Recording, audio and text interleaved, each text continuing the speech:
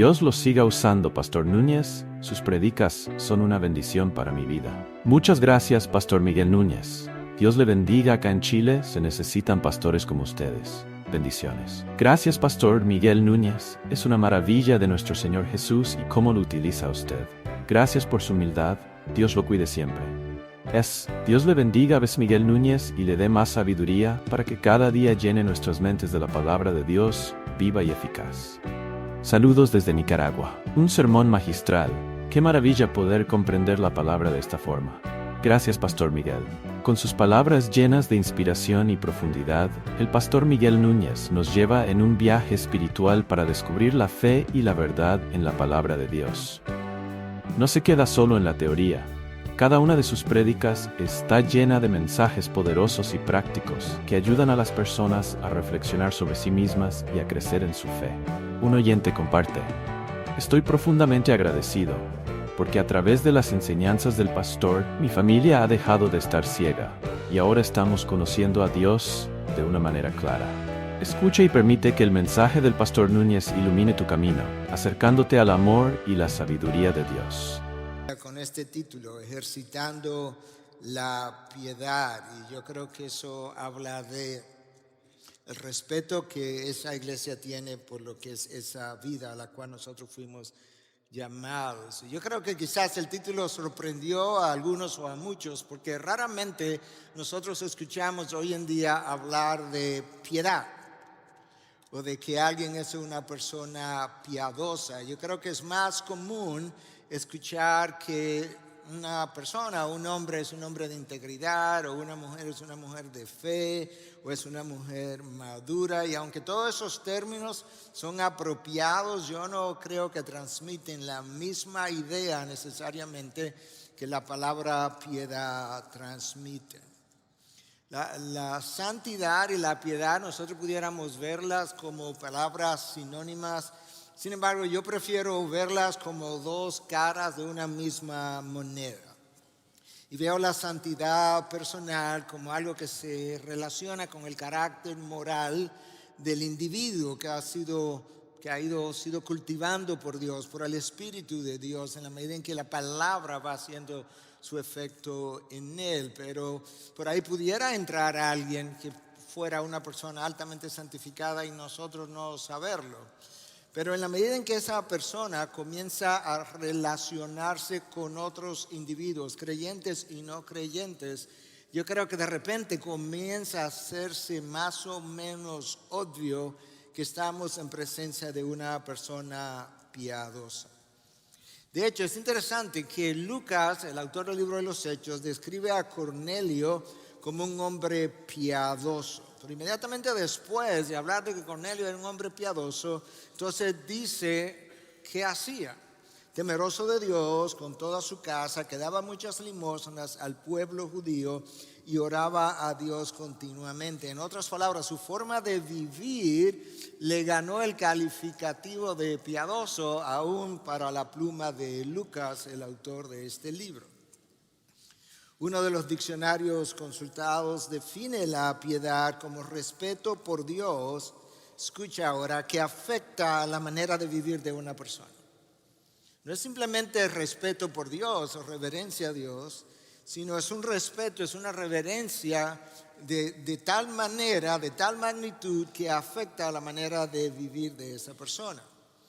Eusebio, conocido como el padre de la iglesia o de la historia de la iglesia, definió la piedad como el levantar la vista hacia Dios y luego vivir una vida en concordancia con Él. Yo creo que esa es una buena forma de visualizar el significado de otras palabras. Lo que Eusebio estaba tratando de comunicar es que para vivir una vida de piedad, yo necesito conocer a ese Dios. Por eso tengo que levantar la vista a ese Dios. Tengo que llegar a conocerlo. Y luego que lo conozco, si verdaderamente lo conozco, entonces necesito llevar una vida congruente con el Dios que ya yo he conocido. Yo creo que eso era lo que estaba en la mente de Eusebio. Lo que implica que sin conocer bien a Dios, yo no puedo llevar una vida de piedad. Y quizás eso describa parte del problema de la iglesia de nuestros días, donde tenemos mucha gente, muchos creyentes con poca piedad porque conocen poco de Dios. Nosotros necesitamos recordar que nosotros fuimos llamados a una vida de piedad. Sed santos porque yo soy santo. Ese es mi llamado. Yo no tengo una opción que no ser un hombre o una mujer piadosa. Creo que muchos de ustedes conocen el nombre de Jerry Bridges. Y Jerry Bridges murió yo hace unos años atrás, escribió un par de libros, no muy grandes, no muy pesados, muy prácticos. Uno se llamaba En pos de la santidad y el otro se llamaba La práctica de la piedad. Y yo creo que él estaba tratando de ayudarnos a entender la diferencia entre uno y otro. Bridges estuvo en nuestras oficinas de una manera muy fortuita, unos meses apenas antes de él morir. Y pedimos que compartiera algo de su vida, porque entendíamos que era un hombre que Dios no solamente había usado, pero había cultivado una vida de piedad. Y él decía que él comenzó su vida pensando que esa vida de piedad o de santidad dependía como de todo el esfuerzo que él pudiera hacer. Que eventualmente entonces llegó a entender que no, que eso era algo que era Dios el que cultivaba esa santidad en ti, pero terminó finalmente bíblicamente entendiendo que ciertamente es el Espíritu de Dios el agente de transformación, el agente que te da forma conforme a la imagen de Cristo, pero que hay un rol que el creyente necesita jugar que es vital. Pero hubo una observación más que Bridges hizo que nunca se me ha olvidado. Y él decía, y lo cito: yo he estado en el ministerio cristiano por muchos años. Yo he servido en Estados Unidos y fuera de Estados Unidos. Durante este tiempo he conocido a muchos cristianos, escucha, capaces y talentosos. He conocido a muchos cristianos capaces y talentosos, pero he conocido a mucho menos cristianos piadosos, capacitados, capaces, habilidosos, talentosos, inteligentes, conocedores, pero menos cristianos piadosos. Y la pregunta es, ¿por qué? Yo creo que la respuesta a esa pregunta es multidimensional. Pero para comenzar, ¿verdad? Yo creo que por un lado, el púlpito de nuestros días en general no enfatiza la santidad de Dios. El púlpito en general no enfatiza la santidad del creyente. Enfatiza todavía mucho menos la necesidad de cultivar una vida de devoción a Dios. Y como no enfatiza una vida de devoción a ese Dios, tampoco enfatiza la manera como nosotros debiéramos conocer y luego amar a Dios. Es posible conocer mucho acerca de Dios y no conocer a Dios. Y yo creo que una de las cosas que he visto a lo largo de los años, mientras más viajo, es que mucha gente conoce mucha doctrina acerca de Dios, pero no conoce al Dios al que las doctrinas se están tratando de definir.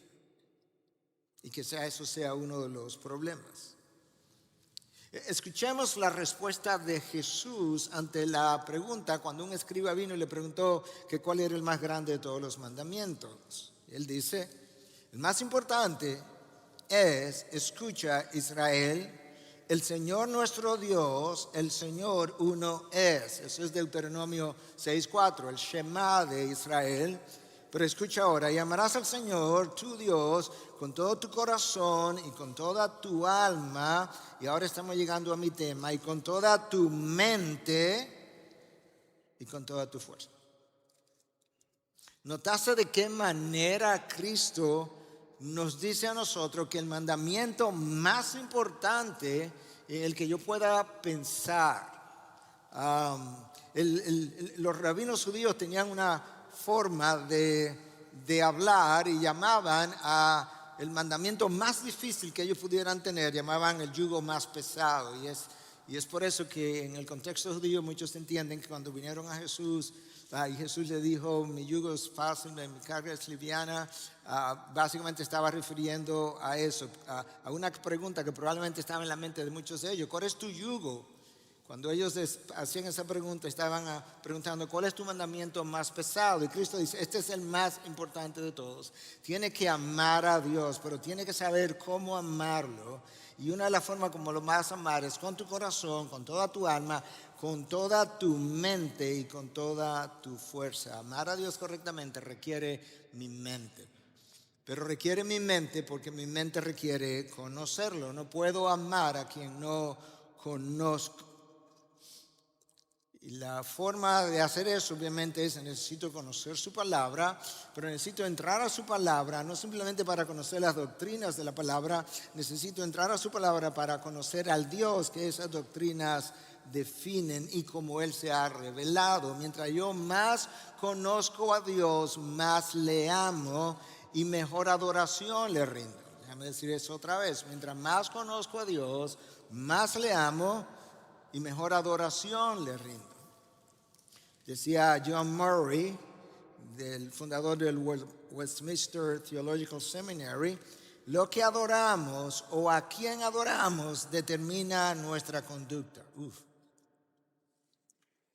De manera que si Bridges tenía razón de que hay menos, él había conocido cristianos, mucho menos cristianos piadosos, el problema es que quizá no estaban adorando al Dios que está revelado en la Biblia. La dignidad del Dios que yo adoro, la dignidad del Dios a quien yo sigo, la dignidad del Dios a quien yo amo, determina cómo yo vivo. Yo tengo entonces que llenar mi mente de ese Dios para luego llenar mi vida del reflejo de ese Dios. Y yo creo que un Dios pequeño en la mente de los hijos de Dios es la explicación de una vida pobre de piedad. Un Dios pequeño en la mente de muchos de los hijos de Dios es la explicación de una vida pobre de piedad. Bien lo dijo Murray, el Dios que adoramos determina nuestra conducta. Y con esa introducción, mi mensaje comienza ahora. Porque está basado en Romanos 12, al cual yo no he llegado, pero ya llegamos. 2 versículos, versículo 1, versículo 2. Esta es la palabra de Dios. Por tanto, ya ahí nos dijeron algo en ese por tanto. Hermanos, les ruego por las misericordias de Dios que presenten sus cuerpos como sacrificio vivo y santo, aceptable a Dios, que es el culto racional de ustedes.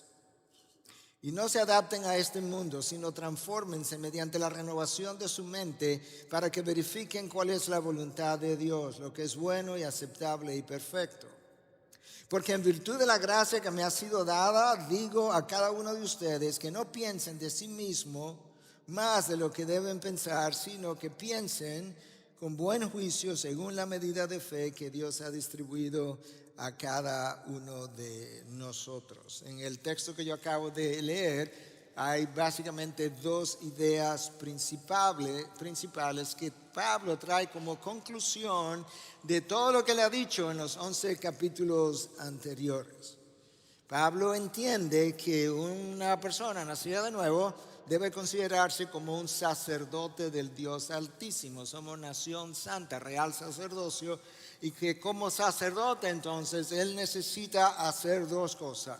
Él necesita presentar su cuerpo como sacrificio, como todo buen sacerdote, vivo y santo, aceptable a Dios, y al mismo tiempo él requiere experimentar una transformación por medio de la renovación de su mente. Sin esas dos condiciones es imposible llevar una vida de piedad.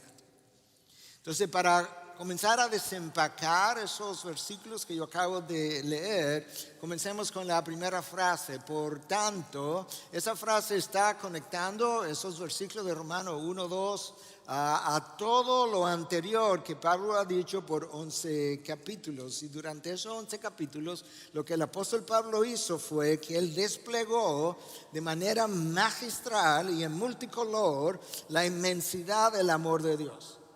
lo inmerecido de su gracia, la abundancia de su benevolencia, lo inexplicable de su paciencia y la capacidad de su tolerancia. 11 capítulos hablándonos de lo que Dios ha hecho, los indicativos, como decimos a veces en teología. Sobre todo cuando esos atributos de Dios fueron puestos o fueron ejercitados a favor de un hombre corrompido en todas sus facultades. Y Pablo entonces escribe en Romanos 12:1, y él toma todos esos atributos de Dios que él desplegó por 11 capítulos y los resume en una palabra en plural y les llama las misericordias de Dios. Por tanto, por consiguiente, en vista de todo lo que hemos hablado, por las misericordias en plural de Dios, yo les ruego, yo les imploro, yo les pido, dependiendo de la traducción que tú tengas, por las misericordias de Dios, que presenten sus cuerpos como sacrificio vivo y santo, aceptable a Dios, que es el culto racional de ustedes. Dicho en palabras sencillas y llanas, Pablo nos llama a considerar con detenimiento las múltiples misericordias que Dios ha tenido para un hombre caído, un hombre corrupto en toda su naturaleza, torcido en su obrar, y que la consideremos con tanto cuidado para que nosotros podamos entonces responder con una vida de piedad como corresponde al Dios que así se ha entregado. Porque lo que nosotros vamos a ofrecer a Dios debe estar a la altura de lo que Cristo ofreció primero. Lo que yo le voy a ofrecer a Dios no puede estar por debajo de lo que ya Cristo ofreció. Y Cristo voluntariamente fue a la cruz, ofreció su cuerpo, ofreció su vida por completo como sacrificio penal, pagó por mi pecado, sustitutivo, tomó mi lugar y en esa cruz entonces murió para darnos vida a nosotros. Yo debiera mirar la cruz detenidamente por un largo tiempo, contemplar qué fue lo que se entregó allí para sacarme de la muerte y darme vida, y entonces ahora ofrecer en retorno algo que sea digno de lo que ya se ofreció en el primer lugar. Y Pablo dice, esto es un sacrificio vivo y santo, aceptable a Dios, y eso es tu culto racional. Pablo está haciendo referencia a que yo necesito consagrar mi cuerpo físico también a Dios. Pablo estaba consciente de que su espíritu había sido regenerado cuando él nació de nuevo. Pero al mismo tiempo, él estaba, iba a decir aware, pero eso es en inglés, consciente también de las debilidades y los deseos del cuerpo físico que permanecen con nosotros. Si esas pasiones que permanecen con nosotros no son disciplinadas y sometidas al señorío de Cristo, terminarán arrastrándonos y nos van a llevar por el camino de la perdición, como le pasó temporalmente a Salomón. Es impresionante que Salomón en un momento dado le pide a Dios una sola cosa. Dios le dice, pídeme lo que tú quieras que te lo voy a dar. Salomón dice, mira, yo solamente quiero una sola cosa. Dame sabiduría para gobernar al pueblo. Sabiduría, discernimiento. Y Dios está tan impresionado con la petición que dice, mira, como no has pedido nada más, te voy a dar lo que pediste, pero además te voy a dar fama y riqueza y dinero y todo lo demás. Y el hombre más sabio que jamás haya existido perdió su norte en un momento dado y no llevó una vida piadosa por un largo tiempo. Pablo estaba consciente de la fuerza de succión que ejercen los deseos de la carne, y yo creo que tú y yo también estamos conscientes. Y estaba al mismo tiempo percatado de que los miembros de nuestros cuerpos ya, enfatizo la palabra ya no pueden ser usados de la misma manera como fueron usados en la vida anterior. Escúchalo de parte de Pablo mismo en Romanos 6:13. Ni presenten los miembros de su cuerpo al pecado como instrumentos de iniquidad. No, ya no. Sino preséntense ustedes mismos a Dios como vivos, esto es muy similar a Romanos 12, de entre los muertos, y sus miembros a Dios como instrumento de justicia. Ya no como antes, como instrumento de iniquidad, los miembros de sus cuerpos necesitan ser presentados a Dios como instrumento de justicia. Pablo insiste en la necesidad de dedicar la parte física de nuestra constitución humana si queremos vivir una vida de piedad. Escúchalo una vez más, porque si hay alguien que nos ayuda a entender el conflicto, ¿verdad?, entre el alma regenerada y las pasiones que continúan en la carne, es el apóstol Pablo, y lo explica con lujo de detalle en el libro de Romanos, capítulo 7, versículos 22 y 23. Porque en el hombre interior me deleito con la ley de Dios. Hay algo dentro de mí, hay una parte de mí que cuando lee la ley de Dios es simplemente un deleite. Pero, y el pero establece el contraste, veo otra ley en los miembros de mi cuerpo que hace guerra contra la ley de mi mente. Wow. La ley de mi mente en la que yo me deleito tiene una oposición con esta otra ley en los miembros de mi cuerpo y me hace prisionero de la ley del pecado que está en mis miembros.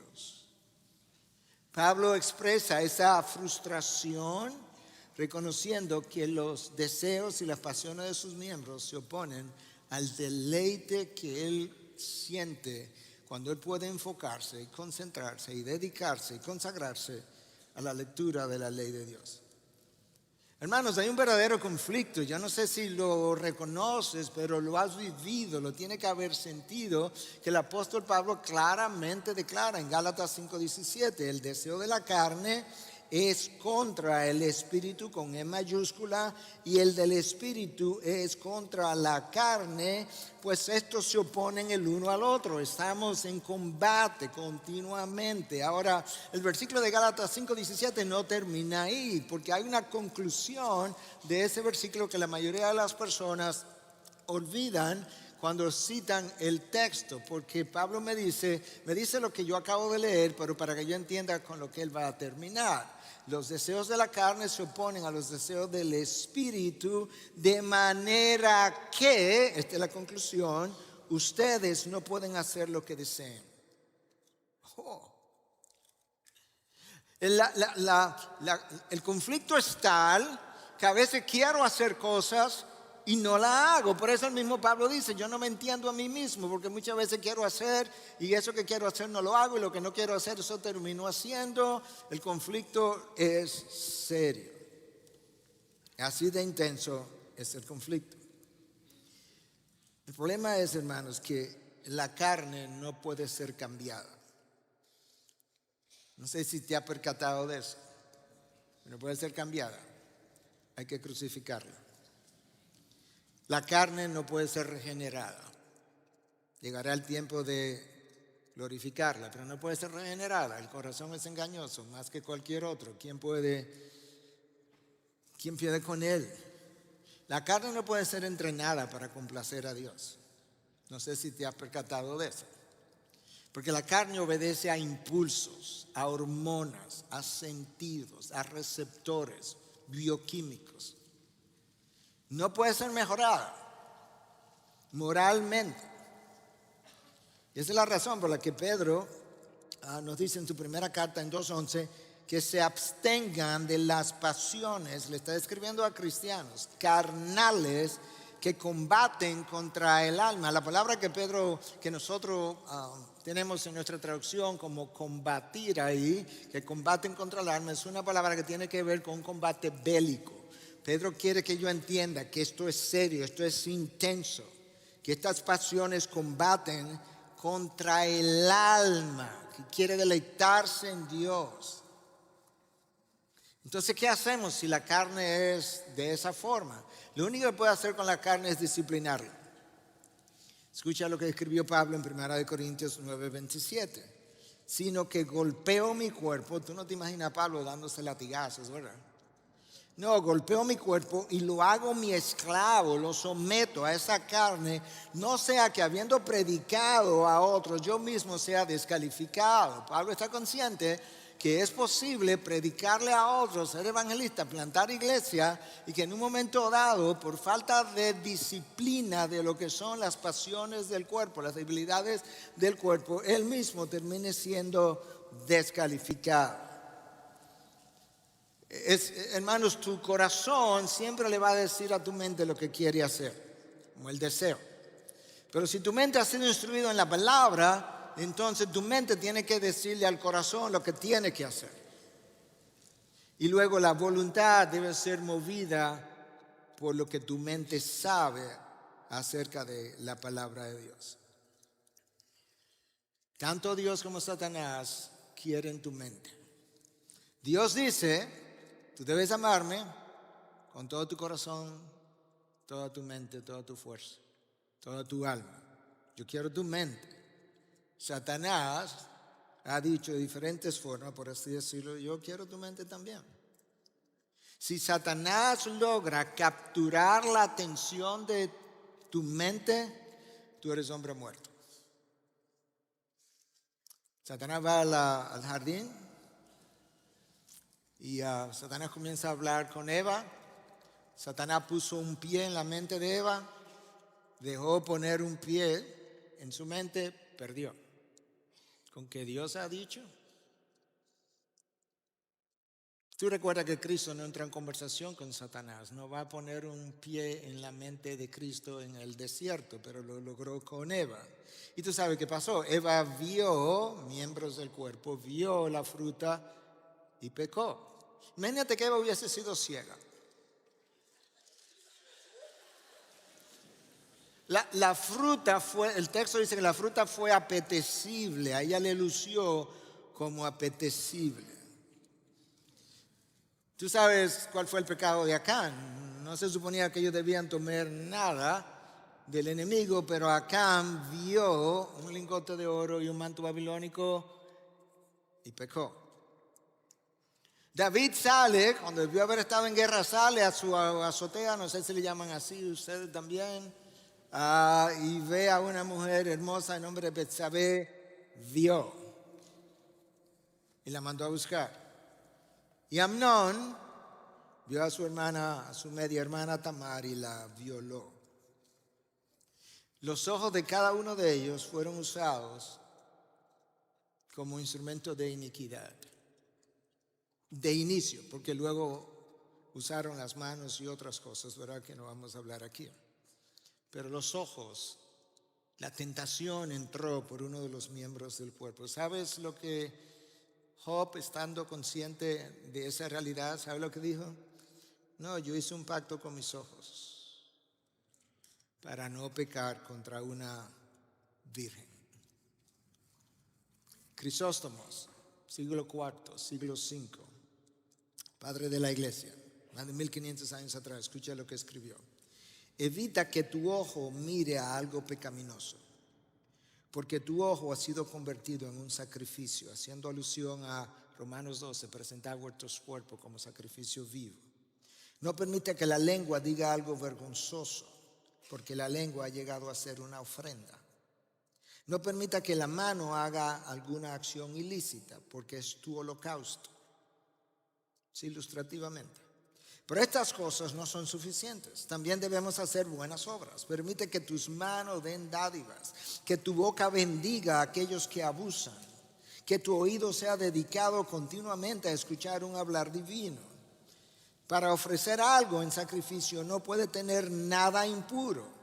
Tu sacrificio es el primer fruto de todas tus acciones. Por tanto, ofrezcamos a Dios un sacrificio de nuestros primeros frutos, de nuestras manos, nuestros pies, nuestra boca y todos los demás miembros de nuestro cuerpo.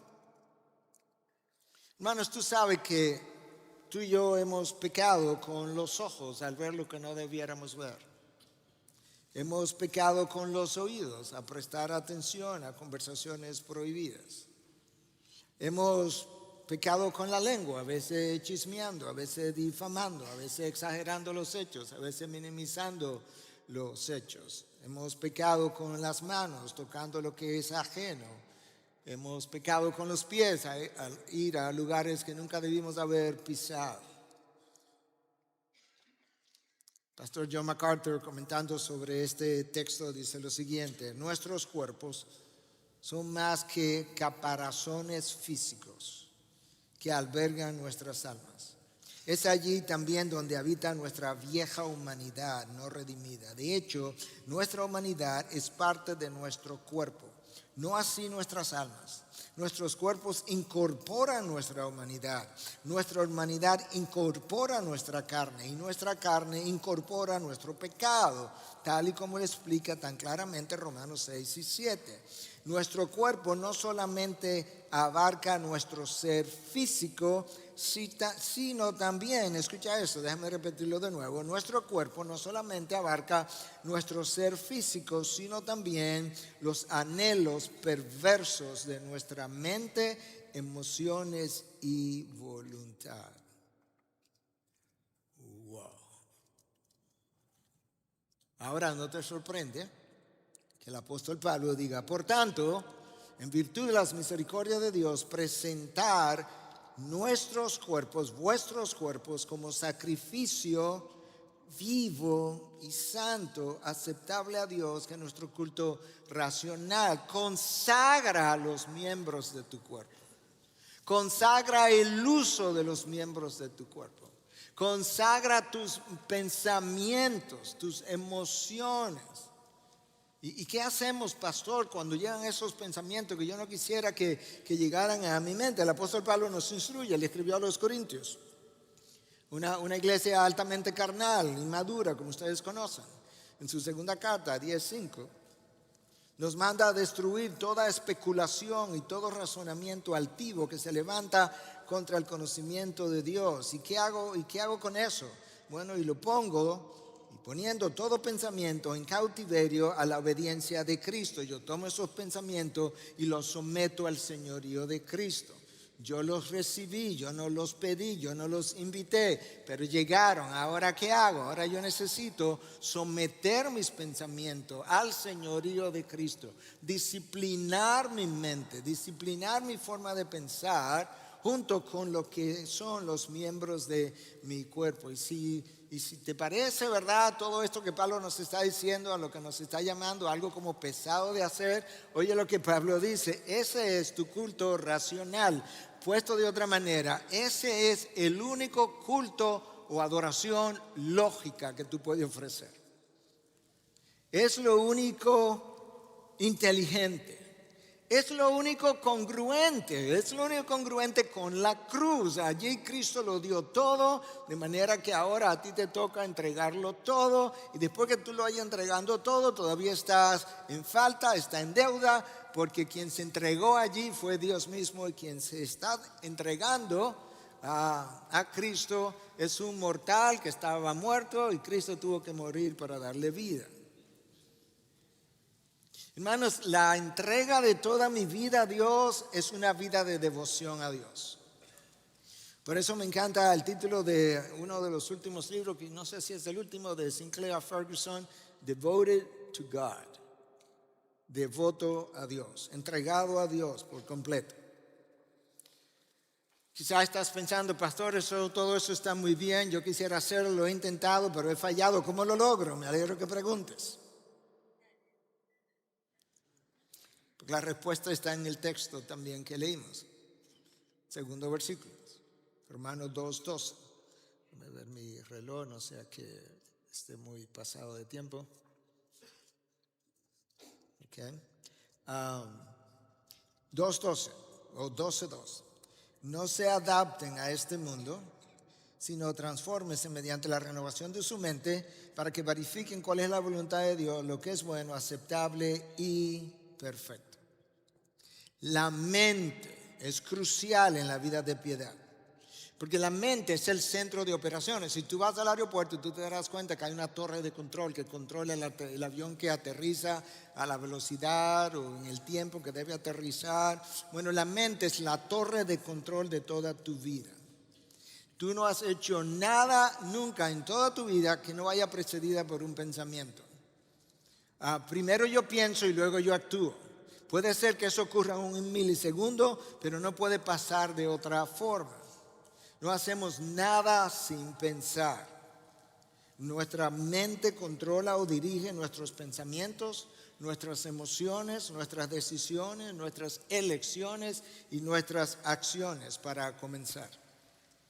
Y es esa mente la que tiene que ser entrenada en la palabra por el Espíritu y necesita ser también iluminada por el mismo Espíritu, de manera que ella pueda aprender a diferenciar el bien del mal, lo dulce de lo amargo, lo sagrado de lo profano, lo carnal de lo espiritual, lo verdadero de lo mentiroso o de la mentira del mundo. Esa es la mente que es entrenada en la palabra de Dios y es entrenada por el Espíritu y es iluminada por el mismo Espíritu.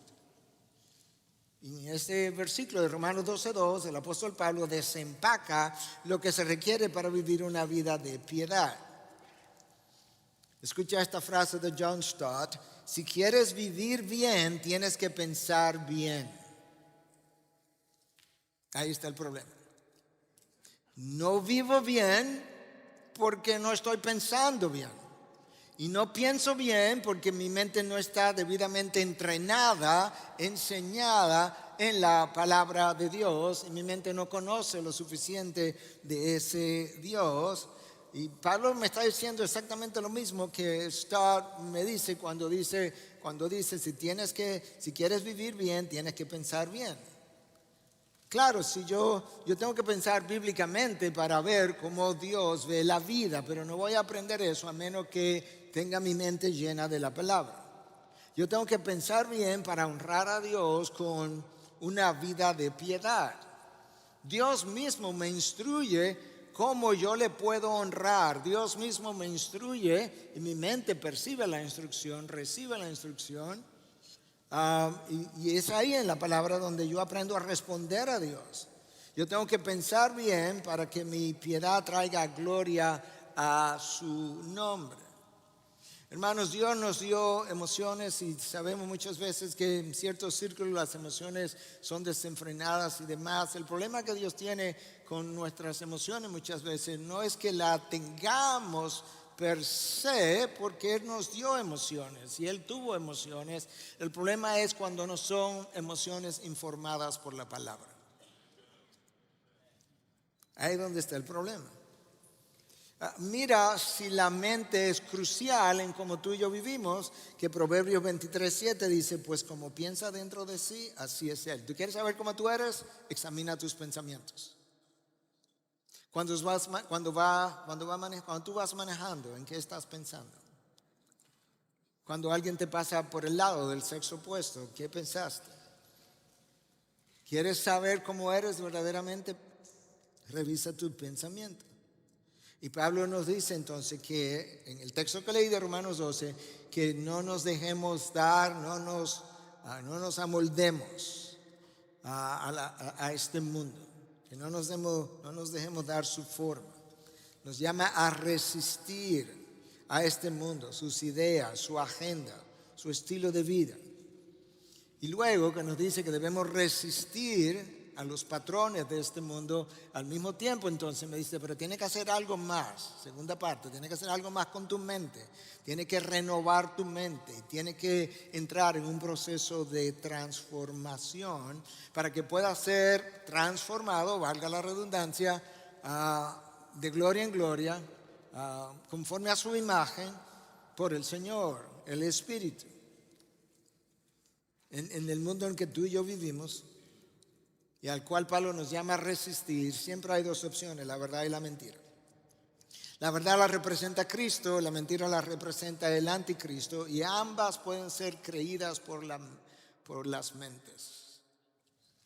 Lamentablemente, muchas de las detrás de muchas de las cosas que nosotros hacemos representan ídolos en nuestros corazones. Fue Juan Calvino que dijo que el corazón es una fábrica continua de ídolos y que tú comienzas a destruir un ídolo y tan pronto comienzas a destruirlo, el corazón comienza a construir otro.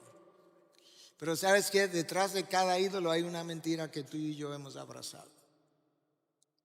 Romanos 1:25, cambiaron la verdad de Dios por la mentira y adoraron a la criatura. Tú primero construyes una mentira y luego tú adoras al ídolo. Y yo necesito destruir los ídolos de mi mente. Entonces, en este mundo yo tengo dos ofertas. Yo tengo la oferta de la verdad, yo tengo la oferta de la mentira. Ambas pueden ser creídas por la mente. Pablo nos dice, 12:2 de Romanos, no se adapten a este mundo. La palabra traducida ahí con la frase no se adapten en el original tiene que ver con algo que está relacionado a darle forma o tomar el patrón o el molde. Lo que me está diciendo, no tomes el molde de este mundo, pero la palabra mundo ahí, traducida como mundo, es aion, que tiene que ver no con el mundo geográfico o físico, sino con esta era en la que yo vivo. No importa si es el siglo XVIII, el XIX, el XVII o el XXI, no te amolde a esa era en la que tú estás viviendo. Esa es la forma de Pablo decirnos, no permita que la era en que tú vives te dé su forma. No abrace sus ideas, sus corrientes de pensamiento. Resiste la presión que esa vida te hace para que tú puedas ir en la dirección en que ellos van. No se adapten a ese mundo.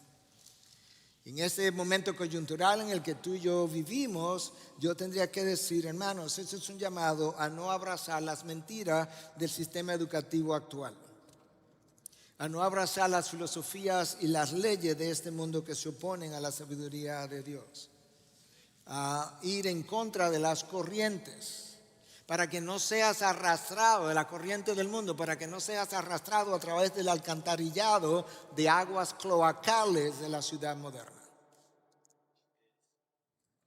No permita que el mundo te dé su forma, como tradujo J.B. Phillips en su paráfrasis años atrás a Romanos 12:2. Crisóstomo, de nuevo, decía lo siguiente con relación a este versículo de Romanos 12:2. No te amoldes al estilo de vida presente, el cual nada tiene de permanente ni seguro. Por eso se le llama estilo, puesto que no tiene duración ni permanencia. El mundo siempre querrá presionarte. Si te vas a los tiempos de Pablo, te vas a los tiempos de los griegos, ¿verdad? Tenían un amor predilecto por la sabiduría y ahí estaba Sócrates y Platón y Aristóteles. Aristóteles el pupilo, ¿verdad?, de Platón, y Platón el pupilo de Sócrates, Alejandro Magno el pupilo de Aristóteles. Eso es lo que ellos querían, la sabiduría. Los judíos, por otra parte, no estaban tanto detrás de la sabiduría, sino que les gustaba ver señales. En los tiempos de Pablo todavía los griegos seguían buscando sabiduría, los judíos querían señales. Pablo se va de Atenas porque se rieron de él, se burlaron de él, y llega ¿a dónde? Llega a Corinto. Y cuando llega a Corinto dice, ¿sabes qué? Los griegos de donde yo vengo quieren sabiduría, y ustedes los judíos ahora quieren señales, pero no le voy a dar ni una cosa ni la otra. Yo le voy a predicar a Cristo y a este crucificado. Ese es mi tema, esa es mi predicación, esa es mi sabiduría. Pablo no se amoldó a las demandas de su audiencia y prefirió predicar a Cristo y a este crucificado. Eso es una buena ilustración de lo que implica no adaptarnos a las corrientes de este mundo. En nuestros días el mundo nos hace presión para que adoptemos la ideología de género. No lo hagas. O el movimiento woke, no lo hagas. O que cedamos a la presión de pasar a ser pro vida, pro choice, en vez de ser pro vida. No lo hagas. Nosotros tenemos la obligación, hermano, de resistir las presiones aferrados a la palabra de Dios. La palabra de Dios es tu ancla, como el ancla de un barco. Es ahí, eso es lo que te sostiene, eso es lo que te mantiene en un lugar. De lo contrario, va a ser arrastrado por estas corrientes contaminadas de este diluvio de inmoralidad en medio del cual tú y yo estamos. Nosotros no tenemos el diluvio de Génesis 6, pero yo creo que es quizás peor que el del Génesis 6, porque es un diluvio de inmoralidad. Y no olvide que detrás de todas estas corrientes hay fuerzas espirituales de maldad, huestes espirituales de maldad en las regiones celestiales. Por algo nos dice Juan al final de sus días, en su primera carta 5:19, que el mundo entero, es un absoluto, el mundo entero yace bajo el poder del maligno. Eso es impresionante. Bajo la soberanía de Dios, Dios, por las razones que solamente Él entiende, todavía ha permitido que el mundo esté en las condiciones en que Juan describe. El mundo entero yace bajo el poder del maligno. Por eso tú ves entonces que estas corrientes anti Dios, contrario a la Biblia, infiltran los sistemas educativos, los sistemas filosóficos, infiltran los sistemas de gobiernos, infiltran las fuentes de información y las fuentes formadoras de opiniones, infiltran las redes sociales y llegan hasta nuestros hogares y luego infiltran nuestra mente. Hermanos, no sé cuánto conoces de medicina, pero hay todo un nuevo campo que se está abriendo, que está en pañales, que se llama la neurobiología, que nos ha enseñado que el cerebro es plástico y las uniones neuronales cambian de forma con las experiencias que tú y yo tenemos, sean buenas o sean malas. De manera que cada impulso que yo recibo de esas redes sociales deja una huella en mí. No hace mucho que el New York Times hizo una publicación de los CEO de las compañías de Silicon Valley en esta área, donde ellos daban testimonio de que enviaban a sus hijos a colegios donde no se usaba computadoras porque ellos entendían el daño que las pantallas tenían sobre la forma de pensar de sus hijos. Pero es esa élite intelectual que nos ha ido empujando y que nos quiere convencer de que ellos son la mente inteligente, ellos son la mente que promueve el progreso, ellos son la mente de la equidad, cuando en realidad esa mente ya existió en el pasado, no hay nada nuevo debajo del sol. ¿Cómo lo sabemos? Revisa la historia, escucha lo que dice el filósofo Séneca, contemporáneo de Pablo. Decía que Roma era una cloaca de iniquidad. De ahí fue que yo traje la palabra que usé anteriormente. Y el poeta Juvenal, también contemporáneo de Pablo, describió a Roma como una cloaca inmunda de donde llegan las escorias del imperio. Si uso esa analogía, hay una diferencia entre lo que estamos viviendo hoy y el hecho de que las ciudades tienen sus cloacas individuales. Pero yo creo que ahora, dada la manera como estamos conectados, nosotros tenemos una cloaca de inmoralidad común para toda la civilización occidental. Es una sola. Y si quieres vivir una vida de piedad, no puedes nadar en las aguas de desechos. Hermanos, cuando la Reforma llegó, una de las varias frases que surgieron fue esta: post tenebras lux, después de las tinieblas luz. Porque el mundo había estado oscuro y ahora la palabra de Dios salió de la jaula, por así decirlo. Pero hoy más bien nosotros tendríamos que acuñar otra frase y decir post luz tenebras, después de la luz tinieblas. Porque estamos regresando al neopaganismo.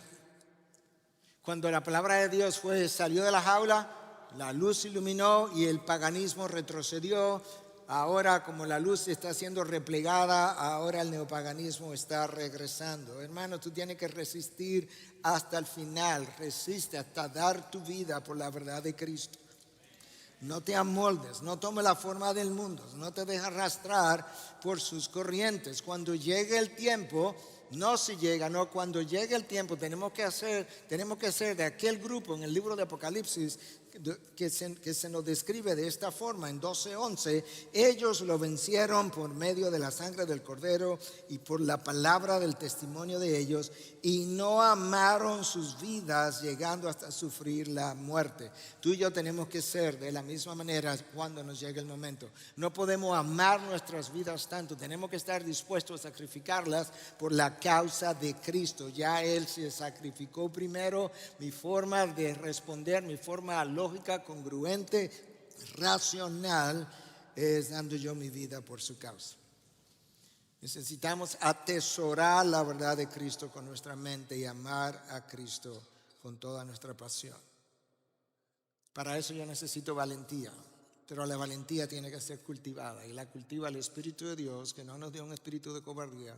La cultiva el Espíritu de Dios por medio de la lectura de la palabra. Hermanos, si tú lees las redes sociales, y todas las leemos, están llenas de opiniones. Y las opiniones cambian todos los días. ¿Sabe por qué? Porque las opiniones tú las sostienes. Pero cuando tú tienes convicciones, y sobre todo si son convicciones bíblicas, la razón por la que tú no las cambias tan fácilmente es porque ellas te sostienen a ti. Y nosotros necesitamos cristianos de convicciones, que no sean fácilmente amedrentados, que estén dispuestos a sufrir por la causa de Cristo. Pablo le escribió a Timoteo en su segunda carta, la carta de la cual nos habló Luis Contreras anoche elocuentemente. En esa carta Pablo le dice a Timoteo en el capítulo 2, sufre penalidades conmigo, como buen soldado de Cristo Jesús. Está leyendo, está escuchando el lenguaje, lo describe como un soldado en una pelea, en una batalla en la que hay que sangrar. Sufre penalidades conmigo. El soldado en servicio activo no se entrega en los negocios de la vida diaria. No estaba hablando de negocios de dinero, está hablando del diario vivir, en las